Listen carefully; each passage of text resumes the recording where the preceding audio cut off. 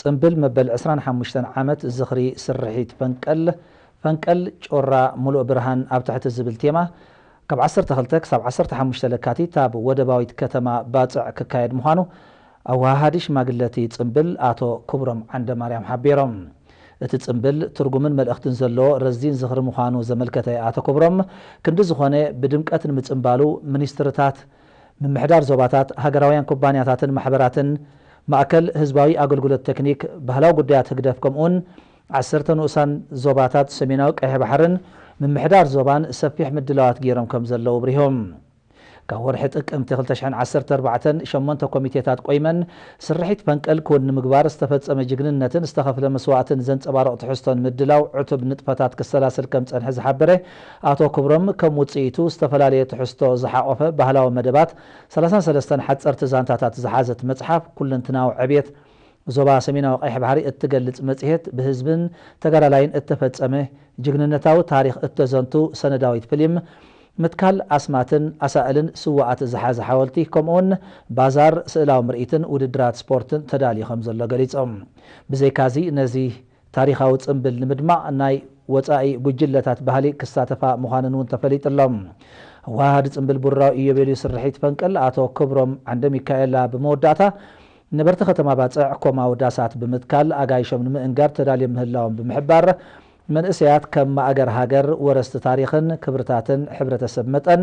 ጅግንነታዊ ታሪኽ ወለዶም ዝወርስሉን ቀንዲ ተዋሳእቲ ዝኾኑሉን ባይታ ተጣጢሑ ምህላው ጠቒሱ ትካላት ወሃብቲ ኣገልግሎት እውን ትሕዝቶአን ኣጻፊፈን ነጋድያን ንምቕባል ድልዋት ምህላውን ኣፍሊጦም። ውሕስነት ምግቢ ንምርግጋጽን መነባብሮ ህዝቢ ንምምሕያሽን ዝካየድ ጻዕሪ ንኽዕወት ካብ ወቕቲ ሕርሻ ናብ መስኖኣዊ ሕርሻ ምስግጋር መሰረታዊ ከም ዝኾነ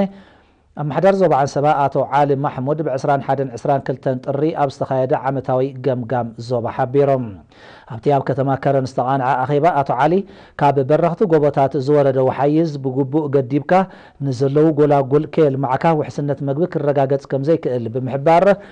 ኣብ ዝሓለፈ ዓመታት ዝተበጋገሱ ሕርሻዊ ንጥፈታት ንምድንፋዕ ኣብ ገማግም ሩባ ዓንሰባ ዘሎ ህዝቢ ኣብ ልምዓት ጀራዲን ክዋፈር እዚ ንኽሰምር ድማ ተሳታፍነት ኣመሓደርቲ ንኡሳን ዞባታት ወሳኒ ምዃኑ ኣስሚሮሎም። ኣብቲ ዞባ ማሕበረ ቁጠባዊ ህይወት ህዝቢ ዝልውጡ ኣብ ምህናፅን ምጽጋንን ዲጋታት ምህናፅ ሓደስቲ ኣብያተ ትምህርትን ተወሰኽቲ ክፍልታትን ምትእትታዊ ምስናኣዊ ልምዓት ምውዳድ ፕሮጀክትታት ስተማይን ዘተኮሩ ሓያሎ መደባት ይትግበሩ ምህላዎም ድማ ነጺሮም። ኣብ ዝቐረበ ጸብጻብ ብኣስታት 110 ሚልዮን ናቕፋ ዝተበገሰ መስርሕ ምህናፅ ሓደስቲ ኣብያተ ትምህርቲ መንበሪ መምህራን ተወሰኽቲ ክፍልታት ስነ ምምህርናዊ ማእከላትን ኣብያተ ፈተነን ገለ ተዛዚሙ ኣገልግሎት ክህብ እንከሎ ገለ ድማ ኣብ ምዝዛም በፂሑ ምህላው ተጠቒሶም። ብዘይካዚ ሙሉእ ስርዓተ ጽሩይ ማይ ንምውዳድ ንኣሽቱ ዲጋታትን ራህያታትን ንምህናፅ ዒላታትን ምኹዓትን ኣስታት 24 ሚልዮን ናቕፋ ወፃእ ከም እተገብረ ንምስፋሕን ምዕባለን ዓድታትን ከተማታትን ከዓ ቅየሳዊ ንጥፈታት ከም እተኻየደን ኣገልግሎት ተንቀሳቓሲ ቴሌፎን ንምስፋሕ ሓደስቲ ታወራት ናይ ምትካል መስርሕ ይቕጽል ምህላውን ተገሊጾም። ብዘይካዚ ልምዓት ሓምላይ ምግቢ እንስሳ ይሰፍሕ ብምህላው ኣብ ምህርቲ ጸባ ለውጢ ይመጽእ እኳ እንተሎ ገና ኣብ መንጎ ቀረብን ጠለብን ጋግ ስለ ዘሎ ተወሳኺ ጻዕሪ ከም ዘድሊ እቶት ኣሕምልትን ፍረታትን ዕብየት ከም ዘርአየ ኣብ 7 ንኡሳን ዞባታት ልዕሊ 400,000 ፈልስታት ተተኺሉ ከም ጸደቐ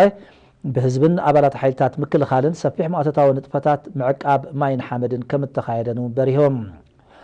ዝርግሐ ትካላት ማሕበራዊ ኣገልግሎት ኣብ ንኡሳን ዞባታት ሰልዓን ከርከበትን ገና ጻዕሪ ዝሓትት ምዃኑ ዘመልከተ እቲ ጸብጻብ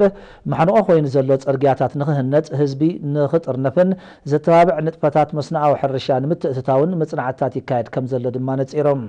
ኣብ መወዳእታ ተሳተፍቲ ጽርግያታት ሓልሓል ርከብን ሓመልማሎ ዓሪታይን ቁልጡፍ ቆላሕታ ክወሃቦ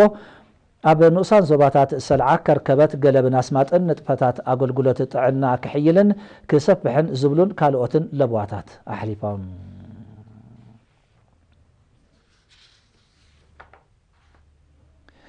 ኣብ ዓድታት ኳዜንን ዓዶን ጎዳን ዞባ ሰረጃኣ ብኣስታት 4 ሚልዮን ናቕፋ 500 ፊስቶ ማይ ዝሕዝገንን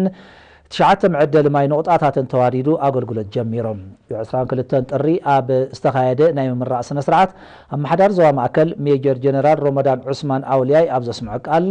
ሕፅረት ጽሩይ ዝስተ ማይ ኣብ ዓድታት ንህፃናትን ደቂ ኣንስትዮን ብኣሉታ ክጸልሙ ጽንሑ ጠቒሱ መንግስቲ ምስ ህዝቢ ተሓባቢሩ ዘዋደዶም ትካላት ማሕበራዊ ኣገልግሎታት ህዝቢ ንረብሑ ምዃኖም ተረዲዩ ብዝግባእ ክግልገለሎምን ቀጻልነቶም ከውሕስን ኣተሓሳሲቦም ሓላፊ ክፍሊ ሕርሻን መሬትን ዞባ ማእከል ኣቶ የማነ ኣባይ ብጊዱ እቲ ፕሮጀክት መቐጸልታ ናይቲ ማሕበራዊ ፍትሒ ንምርግጋጽ ዝካየድ ዘሎ ጻዕሪ ኮይኑ ማሕበረ ቁጠባዊ ህይወት ነበርቲ ብሓፈሻ ኣብ ጥዕና ድማ ብፍላይ ዝህልዎ እወታዊ ኣበርክቶ ዓብይ ብምዃኑ ብምጥቃስ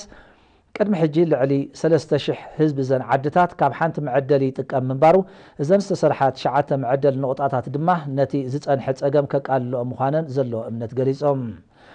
ማሕዳር ንዞባ ሰረጃኣ አቶ ተስፋ ፍስሓ ጤንን ማሕዳር ኳዝየን አቶ ሰመረ ተኽለን ብወገኖም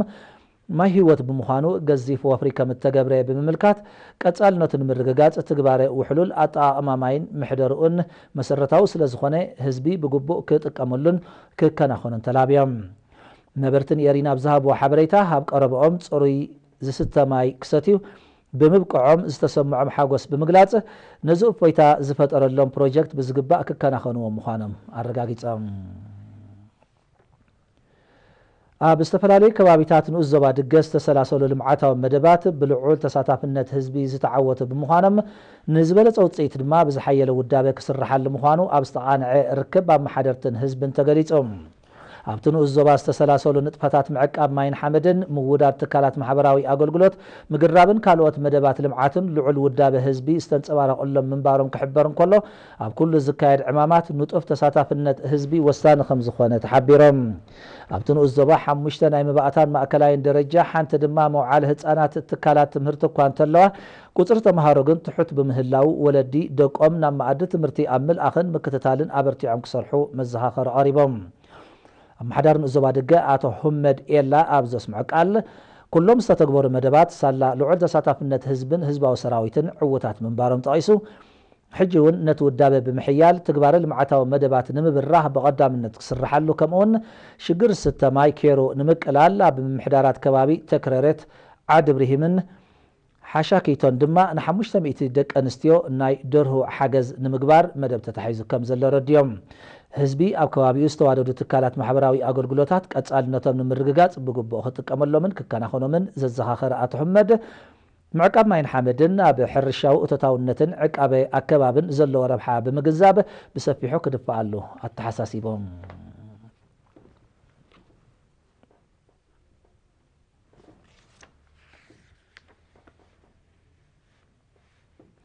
ማእከል ንኡስ ዞባ ሃበሮ ዝኾነት ዓሪታይ ብመንግስትን ህዝብን ናብ ትካላት ማሕበራዊ ኣገልግሎትን ንግዳዊ ትካላትን ብዝተገብረላ ወፍሪ ዕብየትን ምዕባለን ተርኢ ምህላዋ ነበርታ ገሊጾም ኣብ ዓሪታይ ኣብዚ ዝሓለፈ ናይ ናጽነት ዓመታት ማእከል ጥዕና ፕሮጀክት ጽሩይ ዝስተ ማይ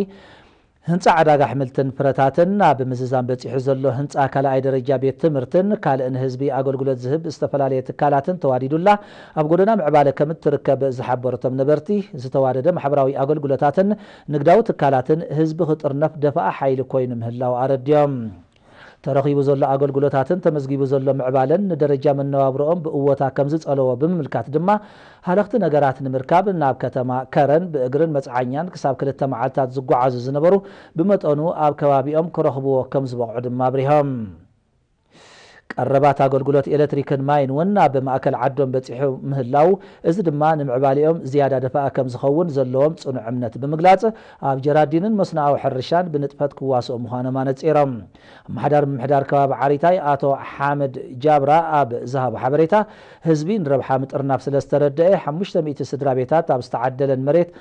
ኣባይቲ ከም ዝሃነፃ ጠቒሱ ህዝቢ ካብ ሰበክሳግማዊ መነባብሮ ተገላጊሉ ቀዋሚ ህይወት ብምምስራቱ ተረባሒ ናይቲ ጸጋታት ክኸውን ከም ዝበቕዐ ገሊጾም ካብ ከተማ ከረን ንሸነኽ ሰሜን 60 ኪሎ ሜትር ርሒቓ እትርከብ ማእከል ምምሕዳር ንኡስ ዞባ ሃበሮ ዝኾነት ዓሪታይ ኣስታት 1000 ስድራ ቤታት ይነብራ